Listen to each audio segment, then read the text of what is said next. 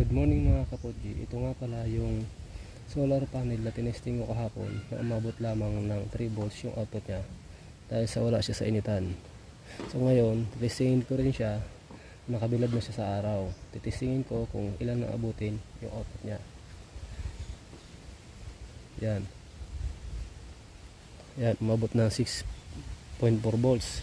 Kagaya nung nasa specs niya na 6 volts, tumugma siya dahil sa ngayon naka-charge siya sa nakabilad siya sa araw.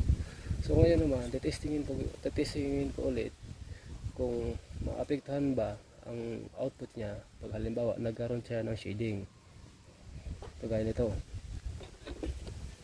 Yan. Umabot siya ng 4 volts ang output lang niya. Kaya kung halimbawa mayroon kayong gantong klaseng solar panel, wag niyo